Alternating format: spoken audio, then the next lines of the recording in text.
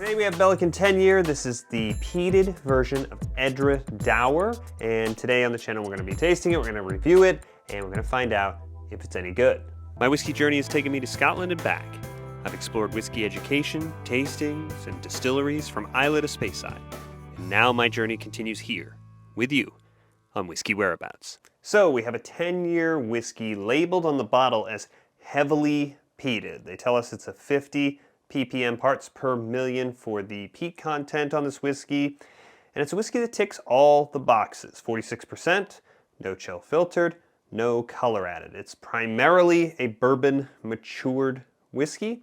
It is described on the packaging as having primarily bourbon matured whiskey and then a, quote, dressing, end quote, of sherry matured whiskey added to the fatting, whatever that means. So we're going to taste this whiskey, find out on the nose how it presents, and the first thing I notice is there's very, very little peat in evidence on the nose of this whiskey. The first thing that hits me is a sweetness. It's a light nose, it's a sweet nose, it's a bourbon sweet nose.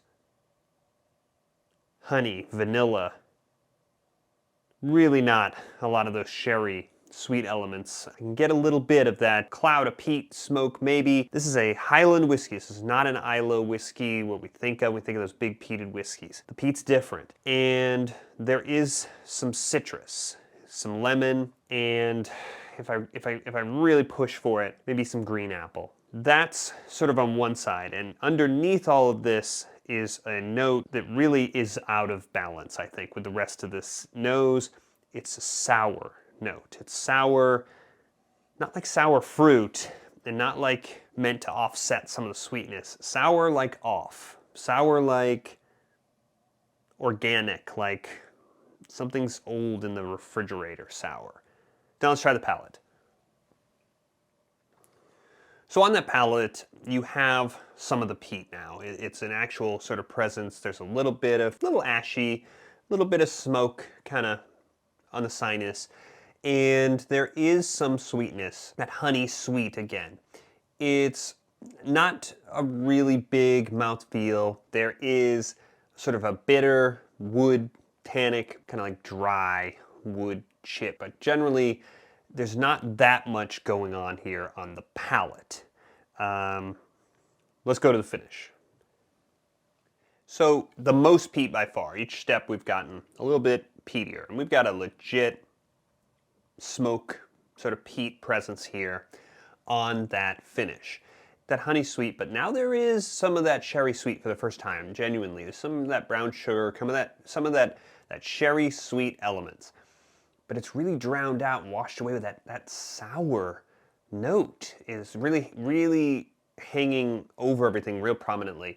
And there's this sort of medium to long finish with that sour sits kind of on the middle of your tongue with that sort of, tannic wood, kind of bitter, kind of around the sides. It's a pretty bad finish. It does not invite you to go back and get another drink. But I have had disappointing whiskeys. I've had whiskeys that really need to open up that were fixed with the water. So I'm going to try some water here.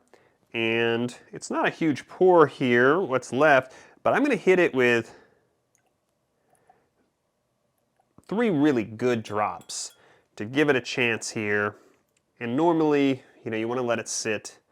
I'm going to move this right along, but let the water kind of interact here for just a second, and I'm going to go in for the nose again with water. I'm getting the sweetness is really prominent. Some of those other elements on the nose have kind of fallen aside. No peat, obviously, on the nose. I'm not getting as much of that big sour note. The sweetness is kind of turned up, but it really hasn't opened much new up on the nose, but it's improved it. It's a little bit, it's simpler, it's simple, but it's a little bit more welcoming. So let's see how the palate does. Yeah, it already is not a whiskey with much of a big sort of presence, not much of a mouthfeel. The water has, you know, watered it down. The sweetness shines through. Bourbon sweet, honey, maybe a little bit more vanilla here on the palate with the water. Everything else just kind of had the volume turned down. So a lot of times, you know, we're looking for the water to kind of open something up here. This is kind of just, it's kind of just watering it down. And so some of since I'm finding off notes in this whiskey, because it's a little diluted, those are a little bit more palatable, but I wouldn't say that the whiskey's transformed or opened up as a result of the water. On the finish, similar. You know, it's similar on the finish. It's kind of just had all the volume turned down. I still have that aftertaste. I'm carrying more of the sweet on the aftertaste than I am some of those bitter and sour notes that were rubbing me the wrong way. It certainly improved, I think, by the water, but I think it's because some of the notes here are off and they've kind of had the volume turned down. So this is a whiskey that checks all the boxes, that's been presented in a proper way, and it's going for something more than run-of-the-mill, generic, 40% mass, you know, scale whiskey. It has some character to it. I don't think it's in balance. I don't think it's in harmony. I don't have that much experience with the peated Edradour, the Ballechin, outside of this bottle. And so I'm not sure where the disconnect is here. When I have a whiskey like this, it's a 10-year whiskey, it's got some off notes, things aren't really harmonious, my first thought is it needed more time in the cask. Maybe that's true. And maybe there's something about the peat and the spirit doesn't play well. Maybe it needs more sherry cask. I don't know where the disconnect is here, but this is a whiskey going for more, credit where it's due, but hasn't quite gotten everything under control. So I would say, on those criteria, it's probably 3.5 glasses on the Ballechin 10-year. But we haven't talked about the price of this bottle yet. And I paid $96.99 for my bottle of Ballechin 10-year. And that is a very, very high price for this experience. With that money, I could have had Ugadal.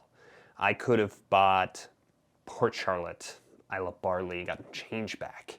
I could have had Le Chic 10-year and got $20 back, all of which are much, much better peated whiskeys than this. It is pretty significantly overpriced, and so at this price point, I'm going to say it's 3 glasses on the Ballechin 10-year.